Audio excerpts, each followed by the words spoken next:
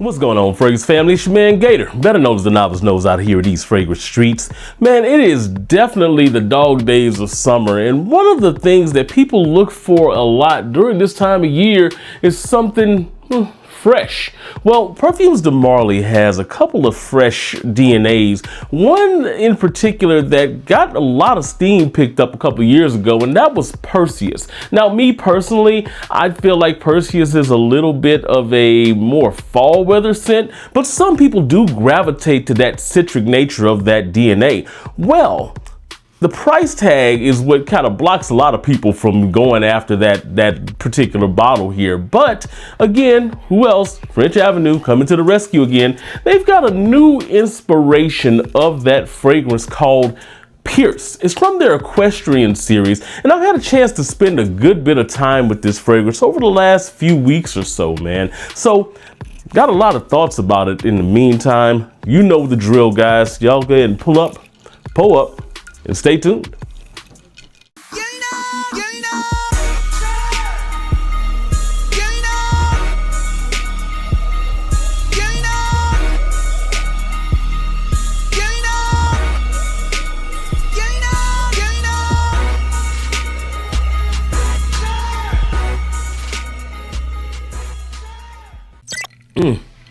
So, again, the fragrance we're talking about today is from French Avenue's new Equestrian series. It's called Pierce. Now, Equestrian series, equestrian, horses. What brand has horses in their logo? Yeah, PDM, Perfumes de Marly. It seems like everything in that Equestrian series is going after a Perfumes de Marly DNA, and this is no exception. Pierce is going after Perseus, which is one of Perfumes de Marly's newer releases here. It's actually only been out maybe a couple of years here. One of their fresher fragrances, and actually, let me show the bottle here first. Equestrian series, nice. And if you couldn't tell already what they were going for, just the color. The coloration of the bottle here should tell you everything you need to know about what they're actually inspired by in this scenario. Now, let me get to the note breakdown here. So, the notes here on Pierce, top notes are grapefruit, neroli, and bergamot. The middle notes are clary sage, geranium, and elemi, and then the base notes are vetiver, cashmeran, and ambergris. So it's a little bit different than what you would find in the original here. And that difference actually plays itself out at the top of the fragrance. As soon as you spray it on, and let me get a good spray here on it. Atomizer's pretty decent. Of course, as always, I've got the original here on this arm so that I could be a good gauge as I'm going through the progressions in my head to relay to you guys of what this is actually doing as it goes into the dry down phases. Now, as I was saying, at the top of the fragrance, you do find a little bit of a difference here between this and what it's actually inspired by, in the fact that Pierce opens up, both of them opened up with a beautiful like grapefruit. It's almost like I wouldn't call it rindy, but it's not necessarily like a smooth style of grapefruit like you would find in like an eau givre or something like that. Let me go on a quick tangent though. I hear people always compare Perseus to eau givre, and I'm not exactly sure why they do. And maybe it's just because they both have grapefruit. Technically, eau givre actually has like a citron, but I digress. Maybe it's because they both have that grapefruit style, but the eau givre is a smoother style of a grapefruit citrus type of nuance here with the cooling factor. This one actually is a more, and when I say this one, I mean the Perseus and this one, because this is inspired by Perseus.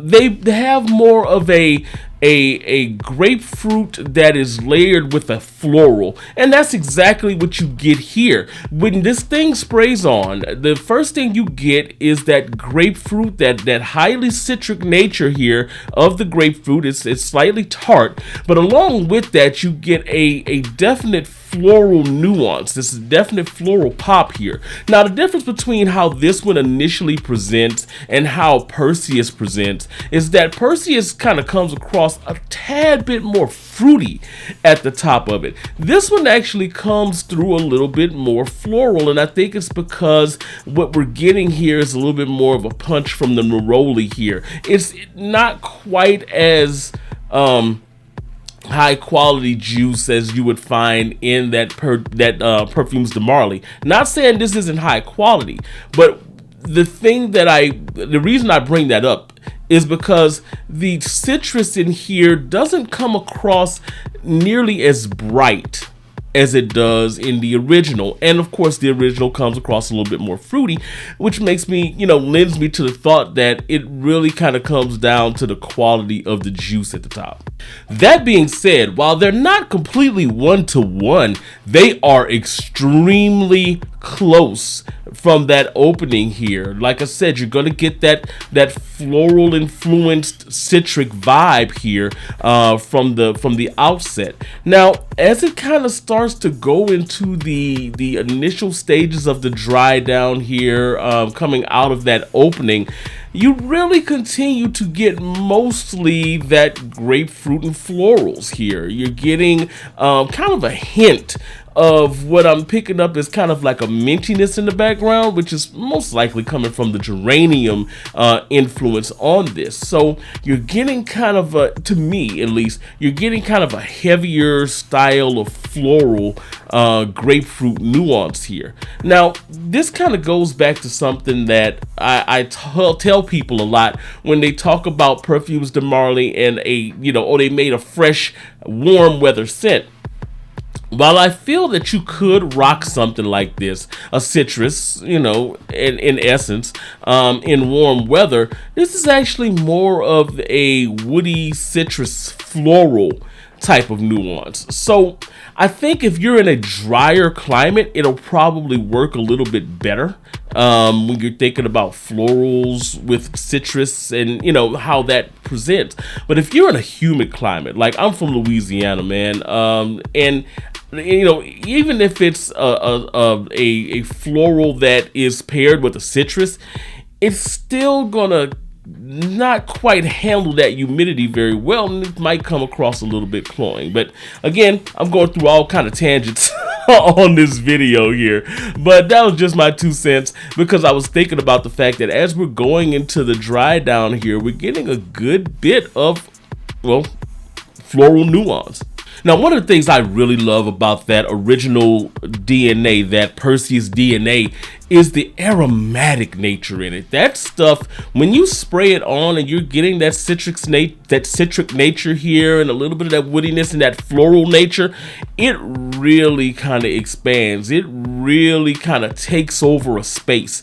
This mimics that perfectly. So after that opening, to be honest, there's not really much of a difference between this and what it's inspired by. This has that same room filling style of aromatic nature to it. Like when you spray this on, that if once you enter a room, it's gonna be popping. The projection on this is akin to what it is actually inspired by to a T. Like when you walk in a room, it's gonna push, it's gonna pop off of your skin. They're going to get that little citric trail in the air along with those aromatic florals. But once you start getting into that 2-hour mark, hour and a half to 2-hour mark, one of the things that I found about this one is that it seems like it actually dulls a little bit.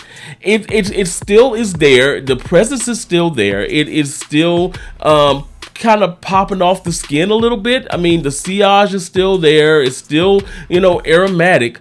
But it just feels like it loses steam. It's almost like it loses its energy around that 3 to 4 hour mark, while Perseus is still pretty much an energetic fragrance. It's still aromatic and it's still got some citrus pop to it, and this one just doesn't do that.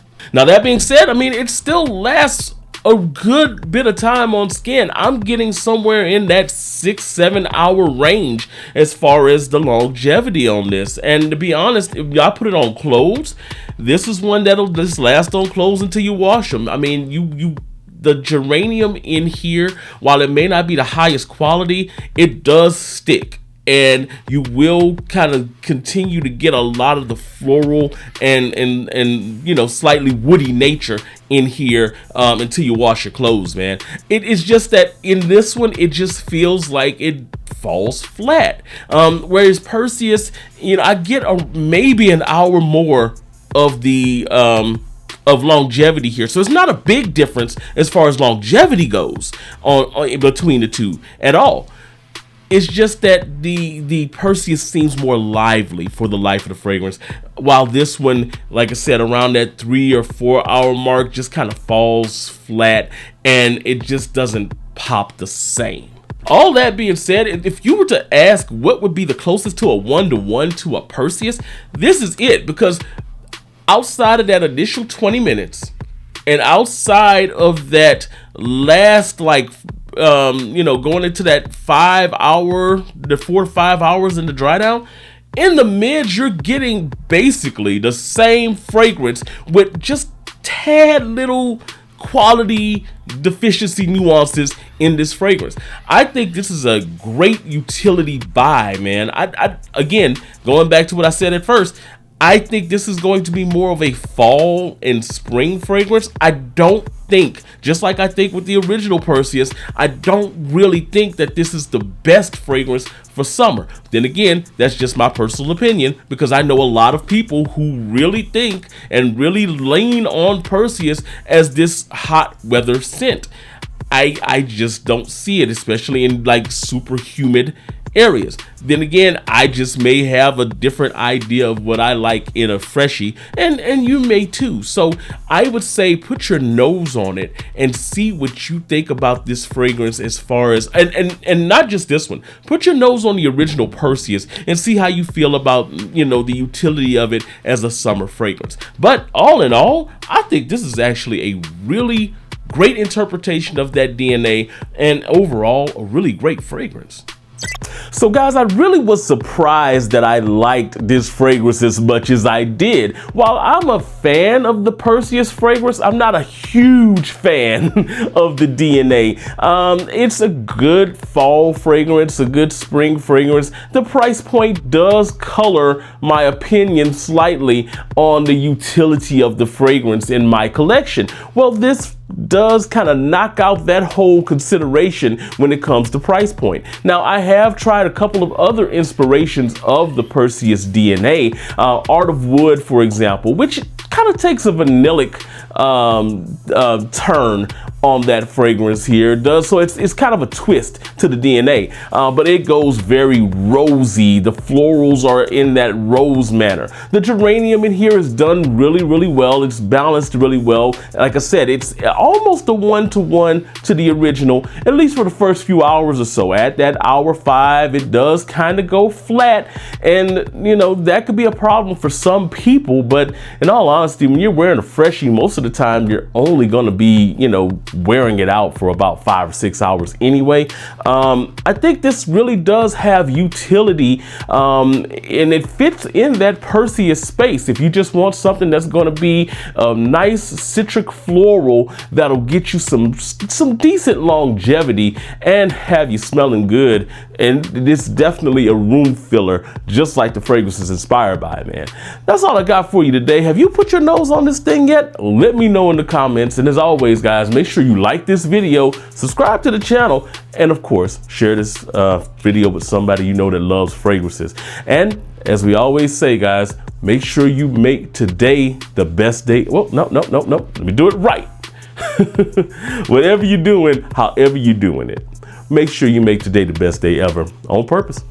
Peace out.